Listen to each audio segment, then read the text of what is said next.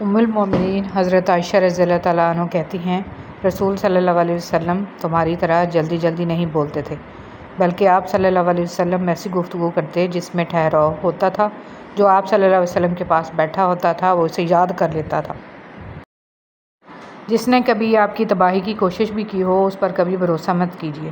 یاد رہے، سانپ جلد تبھی اتارتا ہے جب وہ اس سے بڑا سانپ بنتا ہے۔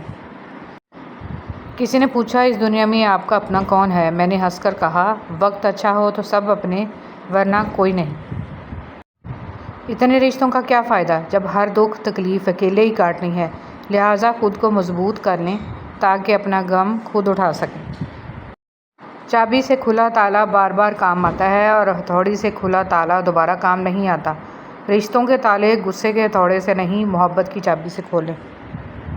1000 محبتیں ملا کر ایک باپ کے قدموں کی دھول پہ قربان کر دی جائیں تو بھی اس کی دھول کی قیمت ادا نہیں ہو سکے گی۔ پھول اپنے ساتھ والے پھول کا مقابلہ کرنے کے بارے میں نہیں سوچتے، وہ بس کھلتے ہیں۔ انسان کو اپنے بے بس ہونے کا احساس تب ہوتا ہے جب وہ کسی کو دیکھنے، سننے اور بات کرنے کے لیے ترس جاتا ہے۔ کوشش کریں کہ زندگی میں کبھی کسی سے کوئی توقع نہ رکھیں، کیونکہ توقعات کا پیالہ ہمیشہ ٹھوکروں کی زد میں رہتا ہے۔ زندگی جب مشکل میں ناچتی ہے تو ڈول بجانے والے اپنے ہی ہوتے ہیں۔ جب کسی انسان کے لیے ہمارے دل میں کڑواہٹ آ جاتی ہے تو اس کے لیے برا بولنا ہم اپنا فرض سمجھتے ہیں، اور برا بولنے سے پہلے یہ تک نہیں سوچتے کہ ایک وقت وہ ہمارے ساتھ کتنا اچھا تھا۔ حضرت علی رضی اللہ تعالیٰ عنہ نے فرمایا، تجربہ انسان کو غلط فیصلے سے بچاتا ہے، جبکہ تجربہ غلط فیصلے سے ہی حاصل ہوتا ہے۔ ہر دکھ کا مداوع ہو سکتا ہے، مگر آپ کی زندگی کے وہ ماہ و سال جو دوسروں کو خوش کرنے میں ضائع ہو گئے، ان کا ازالہ ناممکن ہے۔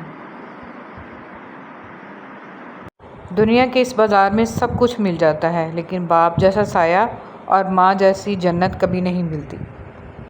زندگی میں 2 شخصیتوں کا بہت خیال رکھنا، ایک وہ جس نے تمہاری جیت کے لیے سب کچھ ہار دیا یعنی تمہارا باپ، اور ایک وہ جس کی دعاؤں سے تم سب کچھ جیت گئے، تمہاری ماں۔ دنیا میں سب سے بڑی نعمت ہے ماں باپ۔ ماں اگر نہ ہو تو دل کو دلاسا دینے والا کوئی نہیں ہوتا، اور اگر باپ نہ ہو تو زندگی کی دوڑ میں اچھا مشورہ دینے والا کوئی نہیں ہوتا۔ اگر تم 70 سال تک خانہ کعبہ کا طواف کر کے اس کی نیکیاں ماں باپ کو ہدیہ کرتے رہو، تب بھی تم آنسوؤں کے اس قطرے کا بوجھ ہلکا نہیں کر سکتے جو تمہاری بدسلوکی کی وجہ سے تمہارے ماں باپ کی آنکھ سے گرا تھا۔ والدین کے رتبے، رسول صلی اللہ علیہ وسلم کے ارشادات مبارک ہیں، اچھے سلوک کی سب سے زیادہ حقدار تمہاری ماں ہے۔ رب کی رضا والد کی رضا میں ہے اور رب کی ناراضگی والد کی ناراضگی میں ہے۔ اچھا وقت ہمیشہ ان کا ہوتا ہے جو کبھی دوسروں کا برا نہیں سوچتے۔ کسی انسان کو اس کے انتہائی کمزور پہلو سے مت توڑیں۔ آپ صلاحیت کے چاہے جس درجے پہ بھی ہوں، مکافات عمل اٹل ہے۔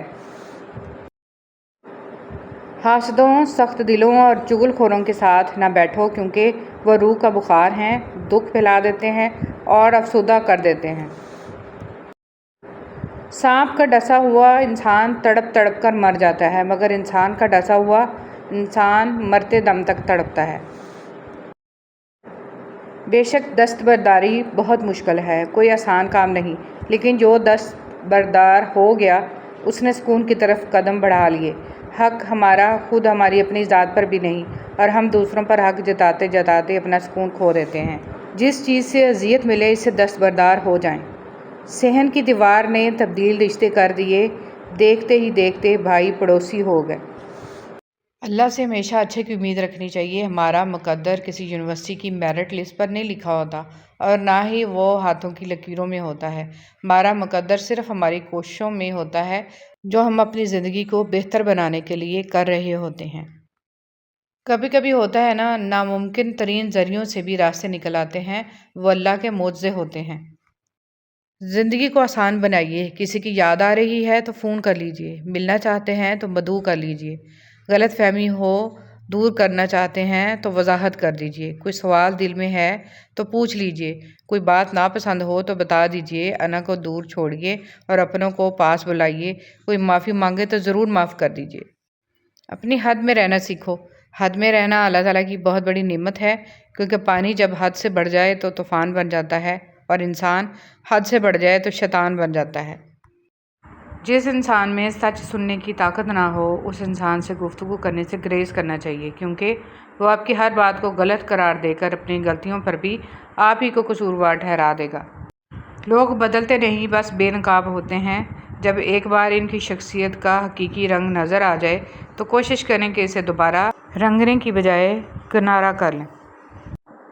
لوگ بے جان چیزوں کے ٹوٹنے پہ برہم ہوتے ہیں، لیکن انسان کا دل توڑنے پہ کوئی برہم نہیں ہوتا، کیونکہ ہم چیزوں سے محبت کرتے ہیں، انسانیت سے نہیں۔ خدا ہر ماں باپ کو اتنی عمر دے کہ وہ ساری خوشیوں کو دیکھ سکیں جو انہوں نے اپنی اولاد کے لیے مانگی۔ بعض دفعہ انسان اتنا بے بس ہو جاتا ہے کہ وہ نہ چاہتے ہوئے بھی ایسے الفاظ ادا کر دیتا ہے جو اسے نہیں کرنے چاہیے تھے۔